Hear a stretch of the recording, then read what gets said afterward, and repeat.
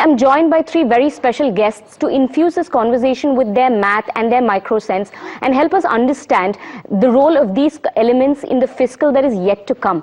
Firstly, I want to introduce Aditi Nayar, Chief Economist at ICRA Limited. We also have with us Yuvika Singhal, Economist at Quant Eco Research, and I also have with me Dr. Lekha Chakrabarti, Professor at the National Institute of Public Finance and Policy. She's also a member of the Board of Management at the International Institute of Public Finance. Very many thanks for joining us today. Thank you so much for coming.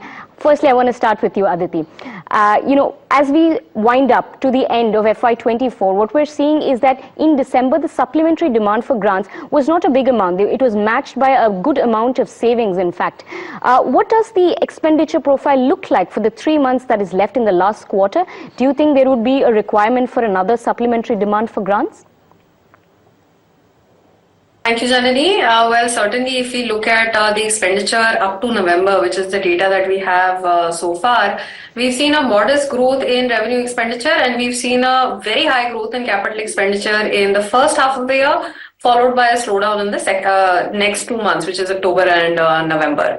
Now, looking ahead, as you very rightly pointed out, the first supplementary demand for grants was actually expecting, and we do think that there needs to be another supplementary in this quarter, particularly for food subsidy. Possibly the outgo for Q4 was left out of the first supplementary, so that is something that we expect needs to be allocated in a supplementary in this quarter. And also the amount under the National Rural Employment Guarantee Scheme needs to be enhanced further based on the data that we have on the percentages generated, etc. So overall, we think that between December and March as well, revenue expenditure needs to grow by about 4% YOY, and this will entail a small overshooting of the budgeted target.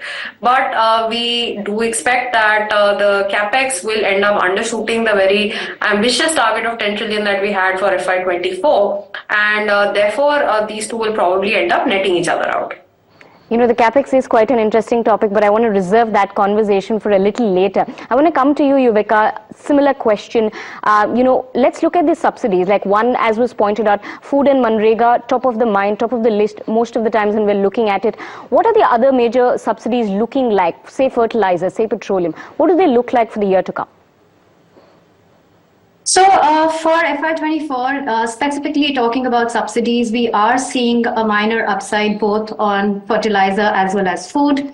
Fertilizer largely because global fertilizer prices have been on the upside, and that has granted a marginal upside of about 20,000 crores to the fertilizer bill. So against a budgeted estimate about 1.75, we could see the number going up close to about rupees 2 trillion. And a similar upside can be built on for food, largely because we know that the government has committed to the extension of the free food grain program under the National Food Security Act. So a 20,000 crore upside there could also be looked at on the food. So against a budgeted number of 2 trillion, we are penciling in a food subsidy bill for FY24 to 2.2 trillion. Now, mind you, on the food side, there is likely to be some cushion coming in from the open market sales of wheat that the Food Corporation of India has undertaken. And we hear that there could be some savings to the tune of about 15,000 odd crores coming in from there. So some kind of cushion is getting built in on the food subsidy front.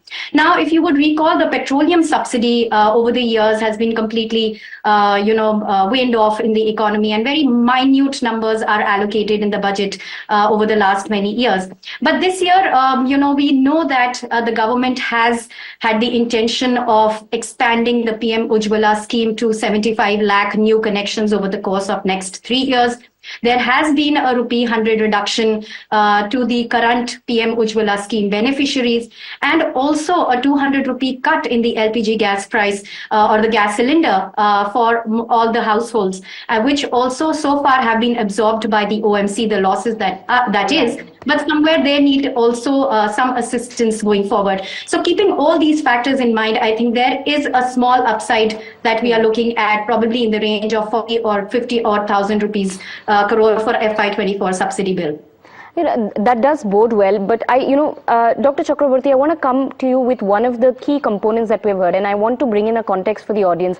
For the larger part of the year, we've heard about El Nino, and we've heard about how it is also affecting the acreage. Now, if you look at monsoon acreage, there are some crops like groundnuts, like some of the pulses, they have seen some impact in terms of sown acreage. Now, how much of this is a concern for the food subsidy bill? We already know that this is going to be an important element in the year to come. What is your sort of understanding now based on the factors that we can see right now? Thank you. But we need to look at this question from the macro perspective. If there is a narrative that the high deficit and high debt is okay, that is going to get targeted on capex rather than spending on social infrastructure or food subsidies. That's my hunch. So in that perspective, maximum what they do is, if they are focusing on the food security and the agriculture sector, then the other sectors like education, health, or workforce participation is going to get crowded out. So how they pitch on social infrastructure budget, that decides whether there will be an increased focus on food security and the agriculture sector. But we have a space in terms of the national adaptation communication, because India has to communicate that. So within the national adaptation communication, how the agriculture will appear into this climate related budget or the green budget, that's the way I look at this question. Okay. I think this also throws up some of the elements I wanted to touch upon. Aditi, coming to you here, we've spoken quite a bit about the subsidies. We have a little predictability on that. Let's look at the larger themes of what has also been some of the bigger expenditures that the government has seen so far. Defense, transportation, these have been some, but also government schemes, the PM Awas Yojana, or in fact the Jal Jeevan Mission. These have captured quite a bit of the outlay also. So what do you think, how much will they require in the year to come in FY25? Is there some sense on that?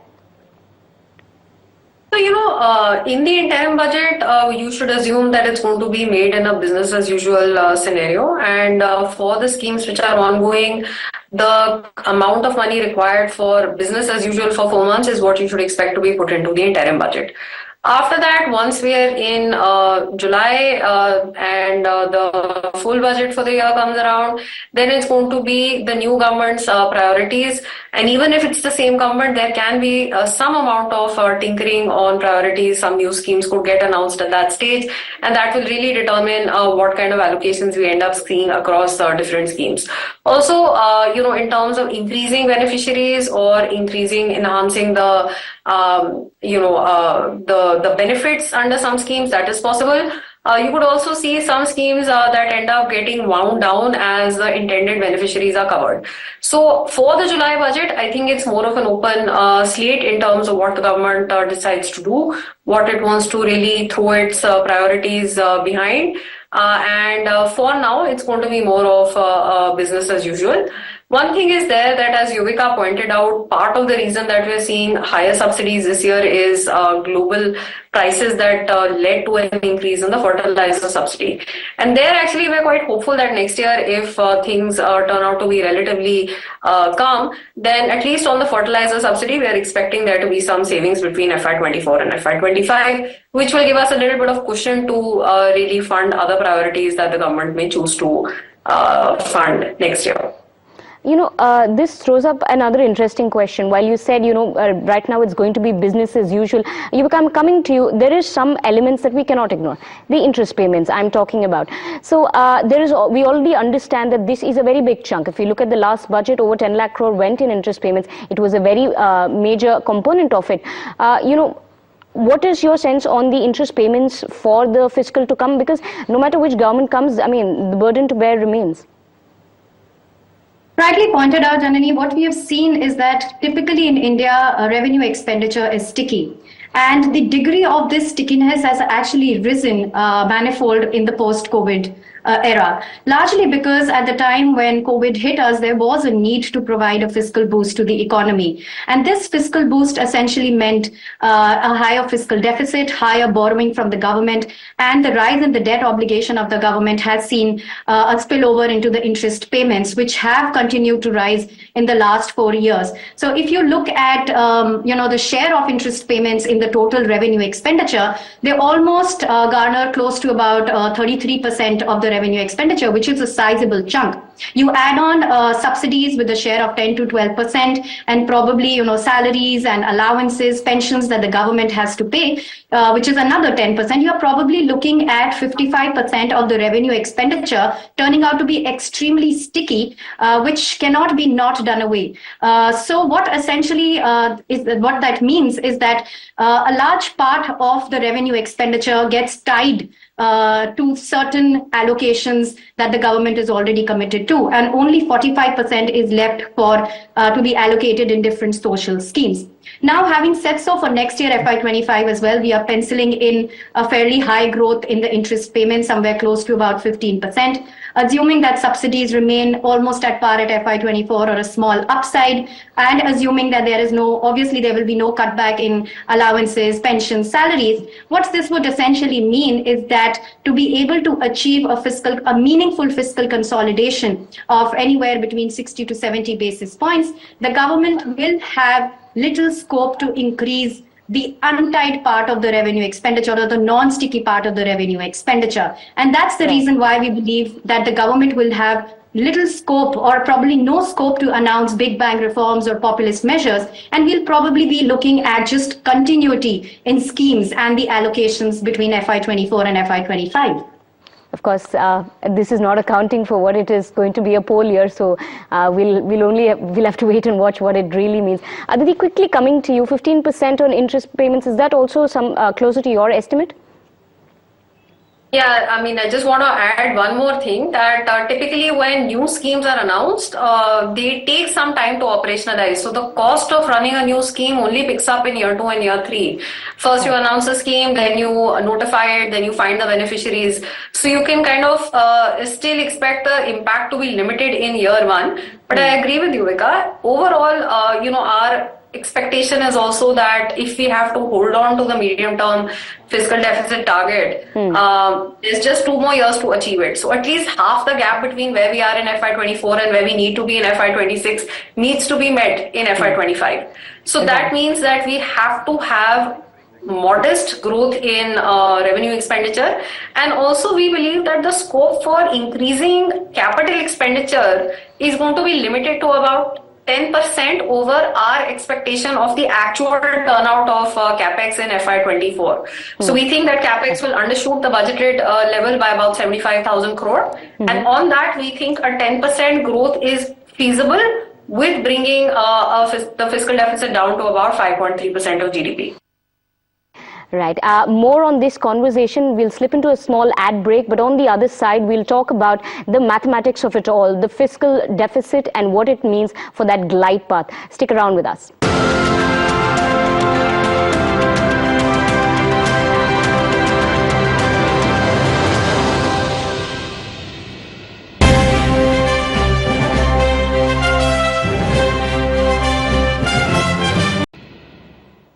Welcome back. We're talking about the Budget 2024, the Takeoff series. Here I'm talking to economists about, in particular, the government expenditures and what to expect. Now, we've reached that part of the conversation where the numbers and particularly the mathematics of the fiscal deficit is going to overtake. Now, Aditi, I want to come to you. You had mentioned a while back that 60 to 70 basis points, perhaps a reasonable one. For context for our audience, the government plans to achieve 4.5% of fiscal deficit by FY26, and they are on a glide path to achieve that. Last year, they were successful. This year, they seem to be going on track. More on that from Aditi Nayar. Aditi, tell us what it looks like on this glide path. What does that cut have to be for this particular year, mathematically speaking at least? So just to give you a little bit of context, our expectation for FY24 is that tax revenues and non-tax revenues will be a little bit higher than what was budgeted, but there'll be a shortfall on the disinvestment side. So the net upside on the revenue side is modest. It's almost flat. And on the expenditure side, we expect revenue expenditure to overshoot and capital expenditure to undershoot. So net, in absolute terms, we think the fiscal deficit will be very close to the budgeted number. But because the nominal GDP is likely to be smaller than what was included in the budget estimates last year, therefore the fiscal deficit to GDP ratio could come in at 6% instead of 5.9%. From there, what I was saying earlier was that the government could consider targeting a fiscal deficit of 5.3% of GDP for FY25. So basically, 70 basis points in terms of the move towards the fiscal consolidation glide path. Within this, our expectation is that our tax revenues will grow by about 11% on a nominal GDP growth of 9.5%. So we've assumed a decent buoyancy. And broadly, disinvestment should be kept at a modest level. Market doesn't like to see very large numbers. Then they start doubting the fiscal math early on, and that's not very helpful for yields.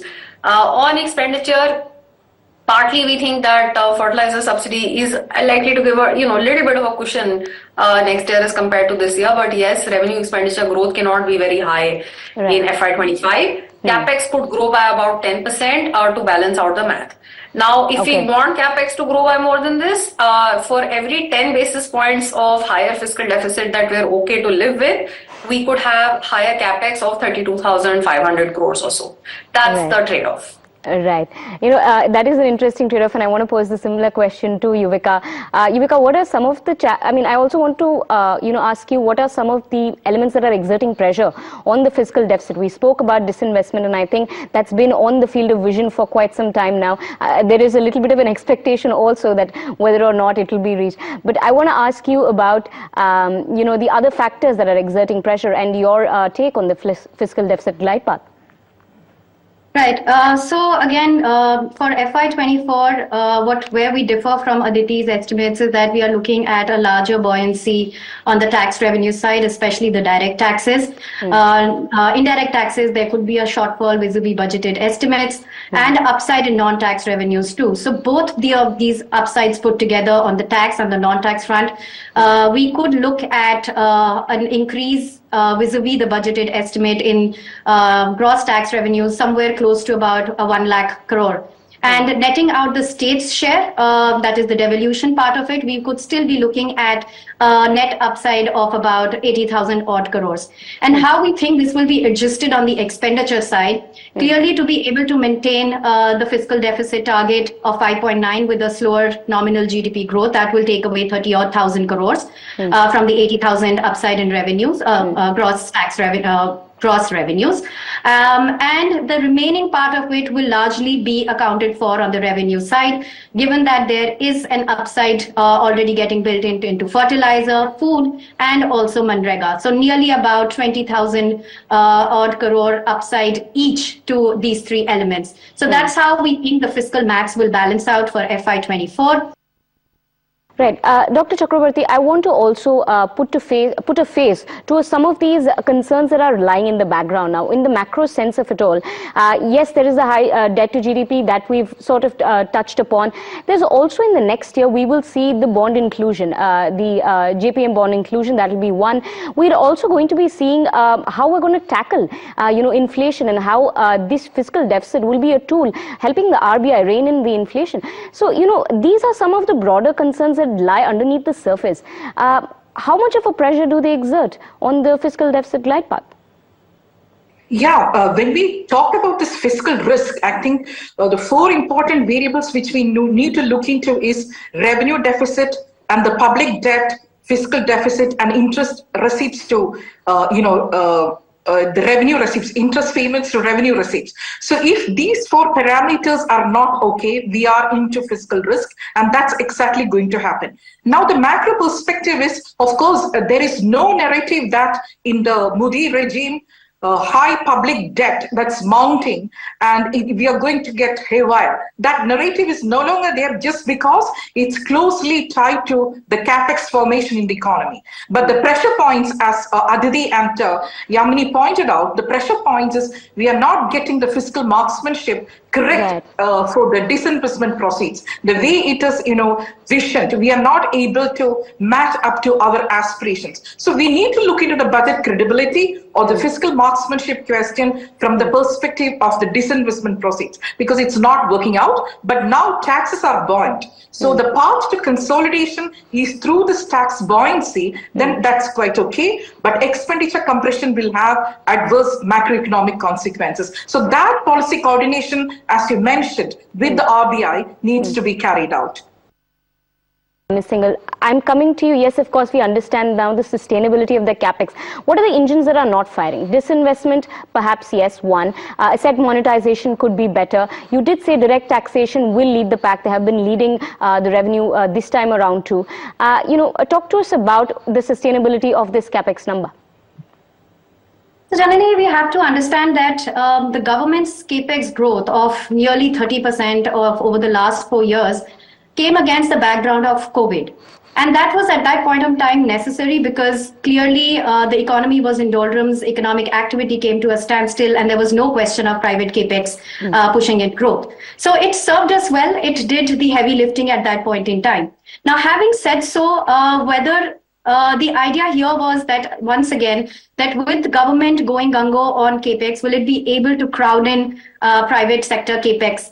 Now, we have seen, like you said, we have seen the buck moving on private capex, while not probably to the extent that one would desire, but we have seen the needle moving somewhat materially in the course of FY24. Probably once the uncertainty related to the election cycle is past us, we could see a much more comprehensive build-up in the private capex cycle. Now, we have historically seen that typically in 2 to 3 quarters before the general elections, the corporates do not announce new investments typically because they would want to ride that uncertainty, and rightly so. Now, also when we talk about capex, we have this overemphasis in talking about government capex and private capex. But we seldom talk about the third side or third angle of the capex story, which is led by households. And mind you, this accounts for nearly 40% of the total capex in the outstanding capex in the country. So households have seen a very strong capex growth in the last 2 to 3 years. In the post-COVID phase, there has been capex that has been generated with investments in the residential or the real estate side of the economy. What we expect is in going into FY25, while the government will have the tall order of achieving a fiscal consolidation of about 60 odd basis points, they will need to let go the pedal off the capex. So we will continue to see support from capex, but probably just about a annualized growth rate of somewhere around 10 to 11%. Right. This is premised on the fact that you will continue to see household capex provide support to the capex story and the private capex turnaround happening in a much more meaningful way. So probably we are looking at a capex story firing on all cylinders in FY25. Right. Before I let you all go, I want to know also about the state capex and, how the states are particularly looking at this. Dr. Chakraborty, I want to come to you with this before we wrap this up. Is it satisfactory the way the states have also been looking at it? Of course, the union government capex is one aspect of it. It is also inclusive of the state capex and some that they give to the states as the, 1 lakh crore, amount. Speaking on that particular amount, speaking on the utilization of that, are you satisfied with the way things have been going? Yeah, that's a good question, because here we are taking that fiscal federalism into, the 16th Finance Commission is also on board. So from that perspective, this question is very relevant, and the states are doing heavy lifting when it comes to the capex. It's not the center. So the question related to the utilization, that varies, but the figures are out related to the physical infrastructure, and Kerala, surprisingly is doing better despite, all the stigma attached to the state related to the infrastructure spending. But we know that these are off-budget liabilities or off-budget spending by the states related to the capex. But that's a bigger question, because recently the net borrowing ceiling, that incorporates the off-budget liability related to the capex. So that's shrinking the fiscal space of the state governments. So that's a big bargaining point from the states, and we need to find a solution for that. Why this off-budget liabilities were incorporated within the borrowing ceiling. So the states are very vocal about it, and that's a point of tension between the center-state financial relations. And good that you raised that question. Thank you. And I think that's as good a note as to end. Very many thanks for joining us today. It has been a very interesting conversation for me and for our viewers, I'm sure. Thank you for talking to us. And as this is a wrap on the expenditure element of the Budget 2024 Takeoff series, thank you for watching.